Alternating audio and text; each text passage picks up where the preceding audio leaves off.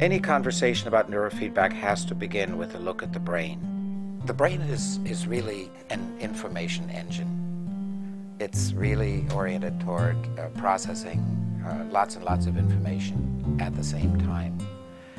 And in fact, the brain is rather self-absorbed. Most of what goes on in the brain is the brain talking to itself about itself.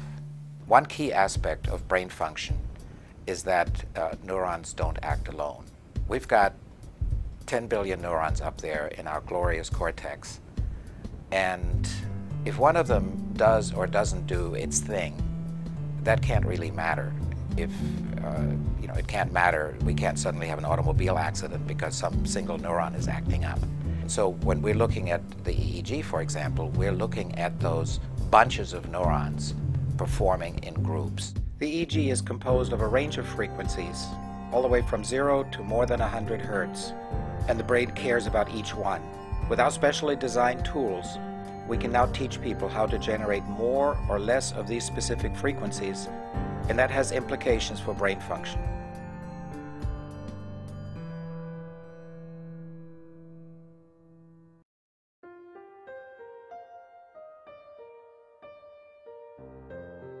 We like to think of neurofeedback really as a brain exercise, and specifically we're exercising the brain's ability to self-regulate. The headroom that we have available for better function through brain training is much larger than the headroom we have available through physical exercise. This allows you to wake up better, fall asleep better, pay attention better, calm down better, all of those state management issues that underlie good function. There's certain basic ways that the brain can fail to self-regulate appropriately. A person could be stuck in high arousal, have difficulty calming down, falling asleep. We can be stuck in low arousal, have difficulty waking up and being motivated. Also, the brain could just spiral out of its own control into a symptom like a migraine or panic attack or a seizure.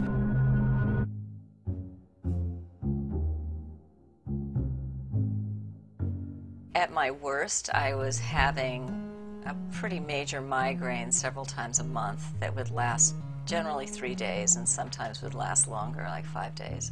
But I had headaches really every day, and I was taking medication throughout the day to try to control the headaches so they wouldn't become worse. And I was really at the point where they said the next step for me would be a preventative one. And then I would probably have to take this medication that causes you to drop words in the middle of your sentences, and it really affects your speech patterns, and it was scary. Neurofeedback can be helpful with a wide variety of people, different ages, from very young children through adults, through old age, through people with very severe conditions, to people who want to improve their performance who are already functioning quite well. Recently, my mother suggested that I talk to a friend of hers who had done neurofeedback and had had great success. You know, I definitely feel that my stress level is so much lower now than it was. So the variables for us are where do we put the electrodes and what frequencies do we reward, which turns out to be enormously specific from individual to individual. I basically go in and I watch a monitor, and they teach my brain to stay in this certain range of levels. Within the first session and from session to session, we need to dial in what is the most comfortable and effective reward frequency, how much do we need to get a person more calm or more activated. Once we have that worked out, then we can think in terms of placement, and we can get quite specific in terms of which brain functions we want to target by where we put the electrodes on the head.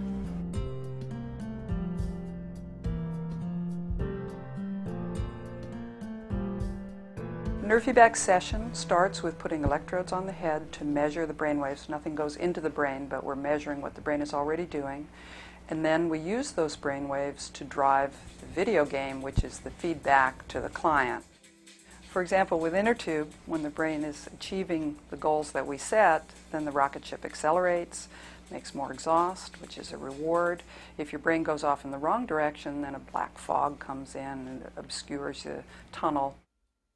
And it's that, the push on our part and the push back on the part of the brain that affects then the gradual learning process by which the brain learns to behave better.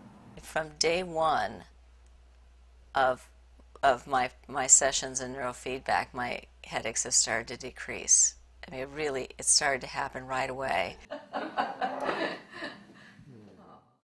So this is a skill that the brain learns, and of course once it's learned it, it's going to hold on to that and use it every day so it won't forget.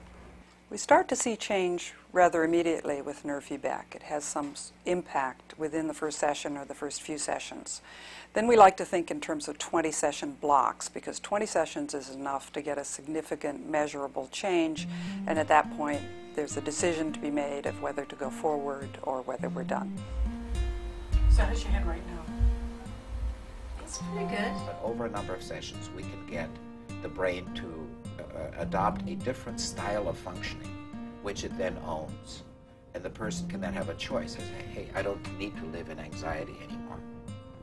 I can choose to live in a calmer state. I can really tell that my brain works differently. It almost feels like there's a lid on that's stopping my brain from going to the place that it goes to start the migraines. And I do feel a lot more peace in the way I look at my life. It's really been an overall sense of calm that I've gotten out of the process, in addition to the specific benefits of not having the headaches. Neurofeedback is such engaging work because the more we do it, the more we learn, the more people we can help. And recently we've learned to do this training in a way that is more calming, which has extended our range to people with very high arousal, such as the autistic spectrum, severe chronic pain, agitation, anxiety. And then there are the surprises that we can be helpful even with the degenerative conditions of the elderly, Parkinson's, the dementias, and so forth.